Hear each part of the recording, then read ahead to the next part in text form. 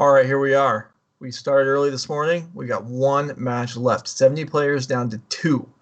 We're going to see who takes it down between Green White Heliod and Jun Shadow. But while the players are getting ready, we had another competition today. We had the March Madness Modern Brackets, which Will has not been participated in up till now, but he is going to be the decider. We have the winner from Becky's bracket and the winner from Justin's bracket, the two decks that made it through. We're going to put those up, and then we're going to let Will decide who's the ultimate champion. So if you were following along, or even if you weren't, and you want to see the deck lists, there were 16 deck lists from throughout the decade span of Modern that we just picked out that were dominant in one period or another, had a good showing in a major tournament, got multiple cards banned, things like that. Do you want to see all the deck lists? You can type exclamation point madness in the chat to find a link to all the decks. Now, we're going to put up the two finalists for Will to decide who's the victor. So we had four-color Wurza. This was from the afternoon bracket, I think. So we're packed full, as busted up as possible. We have Okos, we have Mox Opals, we have Karn wishing for Mycosynthetics in the sideboard. So those are our banned representatives. We also have Thopter Sword combo, some tutoring. Well, there's a lot of banned cards. There's a lot of banned cards. This is a strong deck, and we have four-color Wurza facing, queue up our opposing final deck from the other bracket. Amulet Bloom, fully powered, Summer Bloom, everything as busted as possible. Hive Mind tossed in for the alternate win condition. Primeval Titan deck, which I know, Will, you've played some Primeval Titan decks. So these two decks are facing off in the finals of the bracket. Who's going to win? So I still don't fully understand the criteria that is used to determine who's going to win. If I had to guess who would be favored, criteria is up to you. We let Justin have his own criteria for what won his matchups. Becky had her criteria for what won the morning bracket. So now it's up to you to decide. You can pick based on which deck you think would win in the matchup, which deck was better against their respective field, which deck is more unfair, which deck has more cards in it that you like, which deck was played by someone you actually hate in real life and want to lose. So whatever criteria you want is good. So the thing about the Oko Urza deck is that it has a bunch of cards, like 2019 and 2020 cards. It's basically just like an amalgamation of cards that are generally hated by Magic players at large. So it's basically like standard, unbanned. It actually might be standard legal in like 2020 spring without bans. A lot of it is like Karn, Oko. I guess a lot of it's Horizons too with Urza and Astrolabe. Opal is banned, but not a 2019 or 2020 card because it is just such an amalgamation of like just hated cards like Oko, and like they're just like not even real cards. Like I feel like in like 3 or 4 years we're just gonna forget. Remember like 2019 when every card for like 8 months was just like beyond broken. Like that was crazy. Summer Bloom Amulet? Summer Bloom Amulet was at least a real modern deck. Like, it feels like a modern deck to me. You know what I mean? Like, it feels like it's a real thing, I guess. And it almost... The Oko Urza deck almost feels fake, and I don't really have a great way to, like, say why that is, but, like, at least it... Like, this is a real thing, even if it was super broken. I don't know. So I would give it to the Summer Bloom deck. All right. You give it to the Summer Bloom deck. All right. I would, too. Although I don't think the Summer Bloom deck's in that bad a shape playing against the ridiculously busted Oko deck. The Hasted Titans, all the craziness. And don't forget there's a Syrian Spirit Guide. There's one to power out the combo. All right. Our finals are ready. We have Jund Death Shadow versus Green White Heliod. I don't know if we have time, let's show us deck lists. If not, if they're starting, let's just go to the match. All right, here we are. Owen Turcotte, Green White Heliod, has not dropped a game in tournament. I don't think we need to say too much more about that. Facing against Jund Death Shadow, which he's in the finals, but has lost a game in the tournament, thus second best. What a scrub. Yes, obviously a loser. Ben Jones. So, Will, you're picking Green White Heliod to win. I mean, the redundant life gain, the tutoring power, I think I see where you're coming from, the power of collected company. There's Jund Shadow has routes to victory. The fact that there are, again, there are main deck Auriok champions in all these lists, that's just kind of unfair. But Auriok champion is just. I mean, if all the years I was playing Miracles, if my opponents had main deck chokes, like, come on, how is that fair? And yet, that's basically what we're seeing here. So, yeah, Close, that's.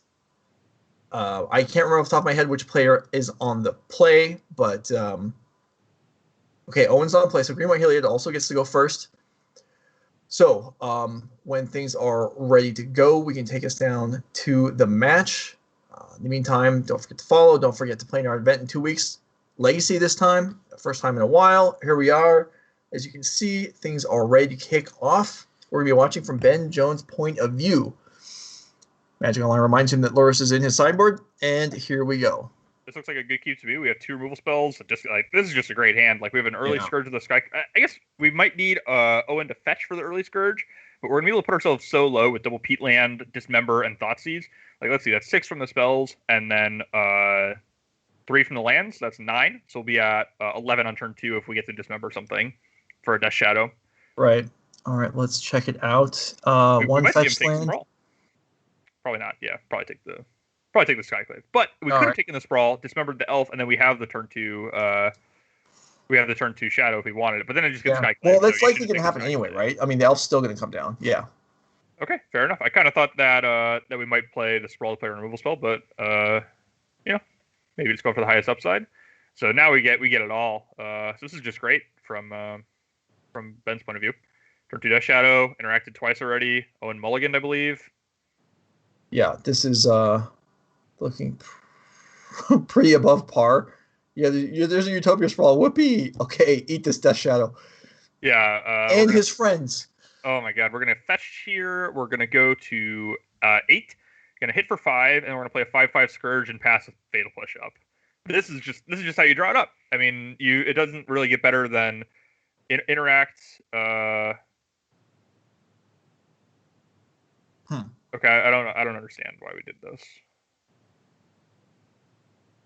I guess we didn't want push up, and we valued the extra damage because it grows the Scourge, and now we have lethal. We have exactly lethal next turn. That did seem strange. It makes a lot of sense, right? But we could just have it on. No. I mean, we had to do it like this. Oh no, we could just have both because we couldn't. Yeah, because we couldn't play the Scourge pre-combat. Yeah, it had to be that way. Yeah. Okay. Yeah. So this is good. It sets up exactly 14. So that was smart. Really heads up play on Ben's part for sure. Ben, if you're watching this on replay, we just had to catch up a little bit. Oh my goodness! And we just collected company into the best possible. Okay, Ben. Owen also apologizes. That was holy cow. How about that? Yeah. So for anyone who blinked, Will, why don't you catch him up on what just happened there? Yeah. So basically, what happened there was Ben had basically the best possible start. He's on the draw, so that can't be changed. He had turn 1 Thoughtseize you, turn 2 Dismember your Arbor Elf, turn 2 also play Death Shadow on turn 2, turn 3 play Scourge of the Skyclaves, set up for a turn 4 kill, and we have a Fatal Push as leftovers. And the draw step, one of the 2 or 3 unknown draw steps that Owen had was a Collected Company, which hit Spike Feeder Heliod to bring him to infinite life. That was incredible. Yeah. So, okay. Owen still hasn't lost a game. Yeah, I mean, that one was signed off. I'm pretty sure 15 games in a row now. That was, oh my goodness. That is incredible. You're right, 15. Yeah, that was okay. Well, all right, Heliod up a game in just like that, like lightning fast. I thought Ben, what do you tell Ben Jones right there? Sorry, that wasn't good enough. Yeah, like you look at that draw and you're like, wow, I just had the best possible draw. Like it really does not get much better than that, and we just lost. Like, all right. So 5/6 card hand here. I still put back Forest so we can cast the Angrass Rampage. Okay, so I guess he values the Luris. Fair enough, because he has he wants to keep the 3rd land. Mm-hmm. That makes sense. All right, so here we go. Owen on 7. Ben Jones, can we put a taint on this wrecking ball of a day for Owen Turcotte? So we have a push for the Elf, and we get to follow it up with the Tarmogoyf, which is pretty scary sequence from Owen's point of view. It's going to be interesting to see what land he plays here. So he decides to go for the Overgrown Tomb because he values Death Shadow potential, even though He can only go to 15 next turn. Makes enough sense, though, because his life total won't be pressured too much, I don't think. We're just going to see a main phase path here. I kind of thought we would see a draw step path if we have path. Because we're making white mana, but maybe we're playing an Auriok champion. Yeah, makes sense. Is, yeah.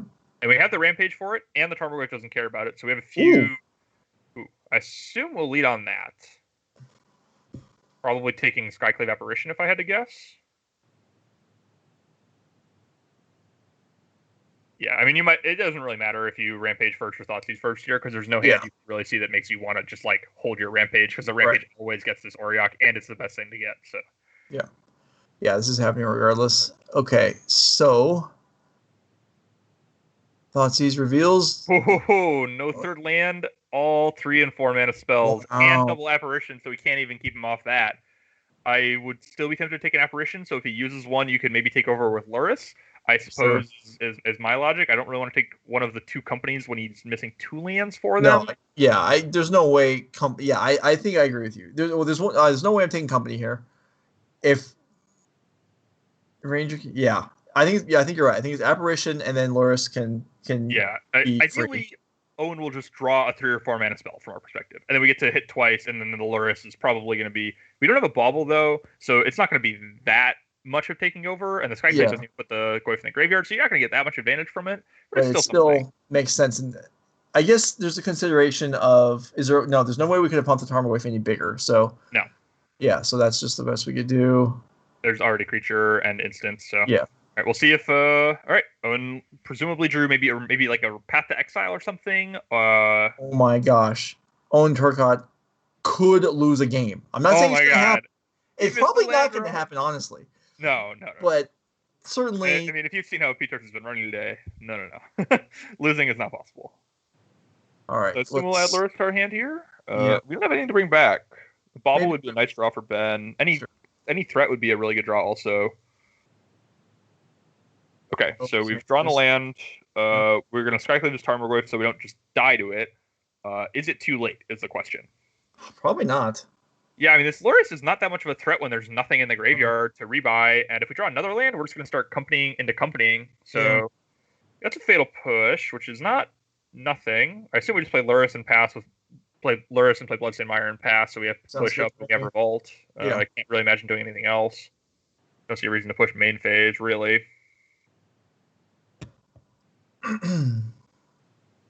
Okay, so is the land drawn? The answer is no. So we're playing Ranger Vios. Okay, so unfortunately for Ben, this Lurrus can't really attack, but I guess the Tarmogoyf, the Tarmogoyf token will be too small. So there's not going to be any aggressive elements here. There is the Ballista. Oh, does this change your... Huh. Wow. Are you surprised by this? I am. A little bit. So now we have outs to draw Lightning Bolt if we want to push this Ranger Captain, right? So we just take this hit, we untap, and then we can reassess, right? Yeah. I think I'm a little surprised by this. So like you're saying, we can get Owen into bolt range. I understand that we're not planning on blocking with Skyclave Apparition, so it feels like it's a free attack. But I would be fine trading this Apparition for Lurrus here if there was a removal spell. I didn't really want removal spell plus bolts, but because I feel like there's almost no way we actually, not almost no way we lose this game, but like it's going to be hard, and I want to start insulating myself from the situations where I lose because I feel like that we have enough of advantage that we're ahead, so we can play to those scenarios. Yeah. All right, so Lurrus cracks in here. Plus, on top of that, this is not very relevant, but we're not even gaining points of damage by attacking and trading damage with a Lurrus. No, Lurrus is just going to gain the life back, so all right, sure, activate that. A ton of sense to me. Okay, I get it, but all right. Owen down to 3. There's a land. Collect a company, or we can just Ballista for 2 and play it safe, but a bolt is still lethal, so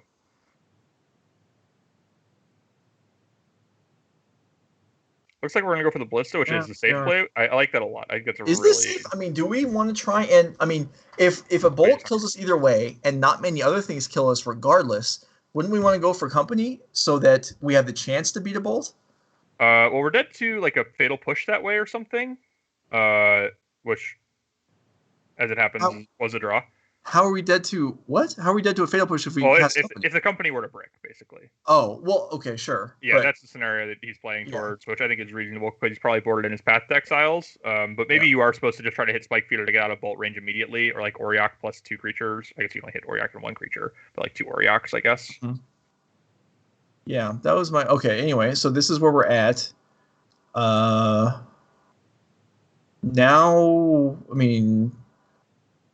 I mean, there must have been some good draw if we're not automatically playing company here.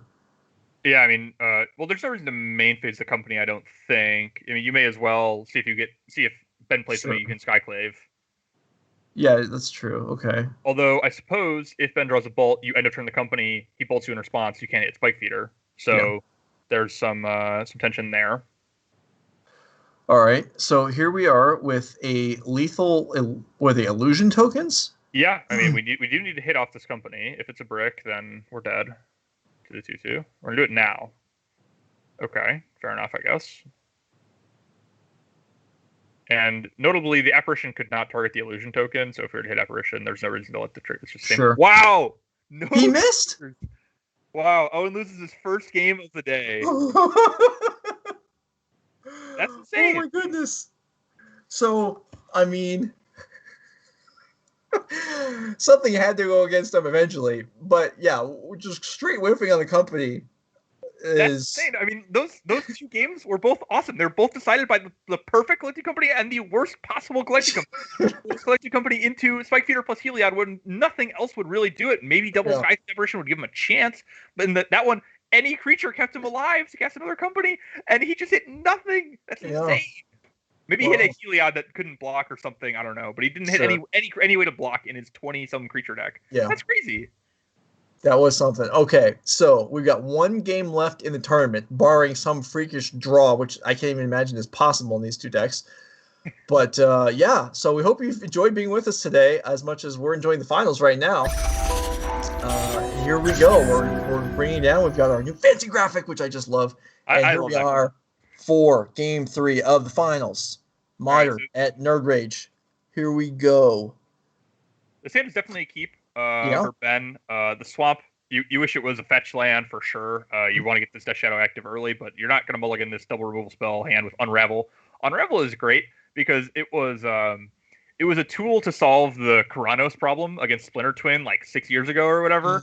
And now gods have been reprinted in the new Theros block last year, and we are once again turning to Unravel the Ether and the Glamour to answer the indestructible gods, which I think is super cool.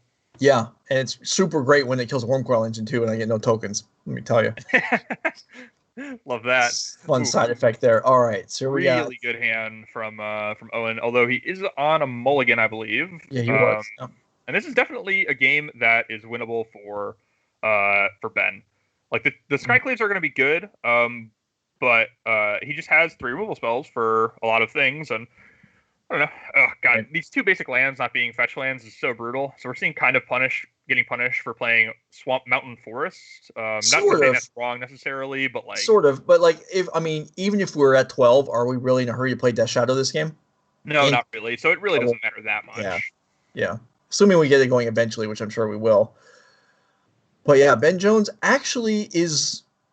I mean, okay, sure, putting Lurrus in your hand is fine, but getting ourselves close to discarding a hand size isn't the greatest. I don't think that's going to be a huge issue. I know it's not. It just seems so unlikely. Okay, get that. I still can't get over how awesome those first 2 games were with Collected Company, where we top deck Collected Company into the perfects for the game 1, and then we had that Collected Company, and we hit 0 blockers to lose game 2, and now we're here in game 3, and that was the first game that Owen lost all day. He's been playing since 7.5 hours now. Hasn't lost a single game until just then. Insane.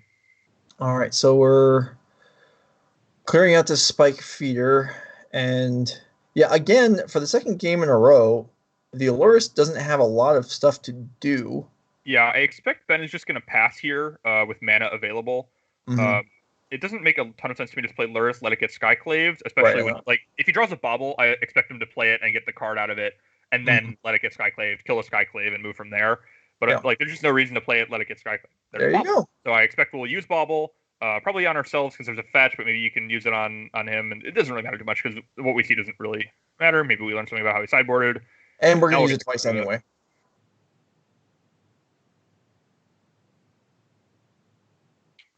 So now we got to get basically a 3-for-1 because the Luris didn't cost us a card. We're seeing Luris is really, really good.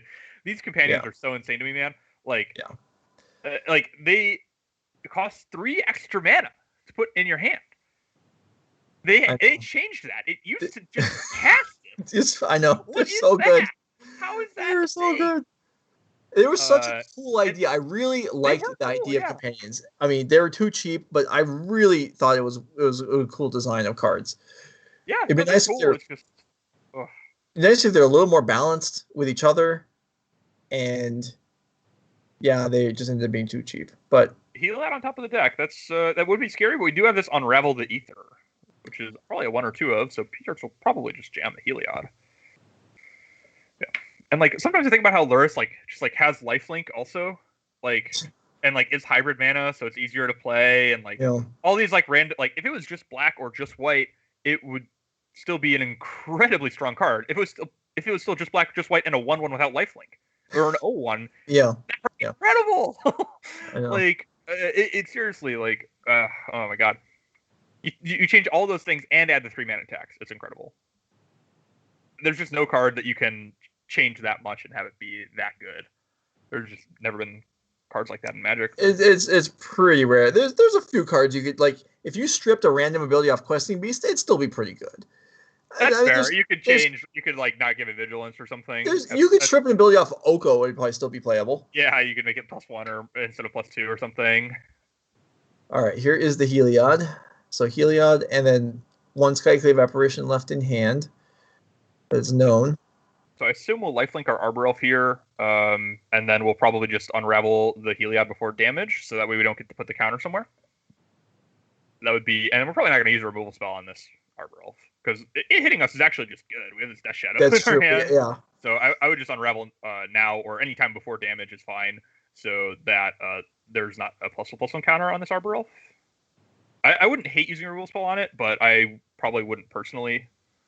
Okay, so now I'm a little confused. I am surprised we let him put a counter on the Arbor Elf, but maybe we wanted it to be bigger so it'll deal us more damage. But sure. So if we're going to take a hit from it again next turn. Yeah, I mean that's reasonable, I suppose. It's still smaller than the illusion, so that's fine. Really want to draw a fetch or some way to deal ourselves damage without bolting ourselves.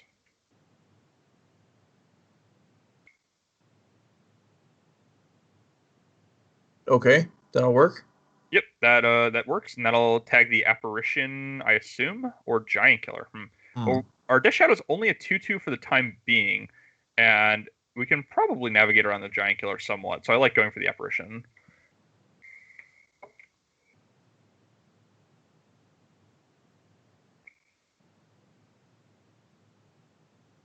Okay, 2 solid threats on the board. Yep, and I don't know what to tell you. Owen Turcotte now feels not like he's in good shape. He might lose both of his games in a row. He is under the gun now for sure. Drew Horizon Canopy for turn. I assume it's just going to immediately cycle it. I mean, yeah, I feel like what are the alternatives here besides obviously Company and Infinite Life, even though I realize that can be disrupted. Yeah, and Company and Infinite Life, as long as we have this bolt available, isn't going to do it. We're good, yeah. We need to draw an Auriok Champion, live, and then Company into Infinite Life, and then the Auriok Champion lets us beat a removal spell. Okay, so this attack is going to... We're attacking? Oh, because if we take it, then our Death Shadow can be chopped down. Okay, that's legit.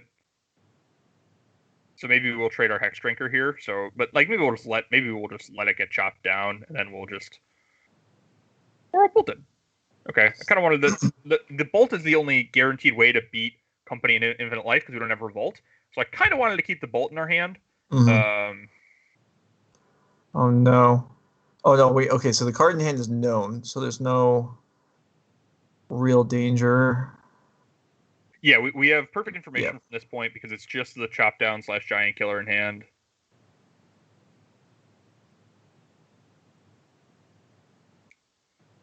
I can't imagine we're just gonna play the giant killer out. Yeah, it definitely seems better to have chop down. So I guess we'll just we'll probably make our guy a 3/4 or 4/4 with pro instance, which can't be targeted. We'll hit for 9, and then we have push, and it needs to be company into the nuts. Oh, we doesn't make it a 4/4. Interesting. Well, it's the 4/4 would still have protection from the chop down, right? So Yeah. I'm a little confused. Maybe we want to Okay. sacrifice. Oh, Peatland gives us revolt for the push. Okay, that's what it is. So we can beat company in infinite life that way. All right.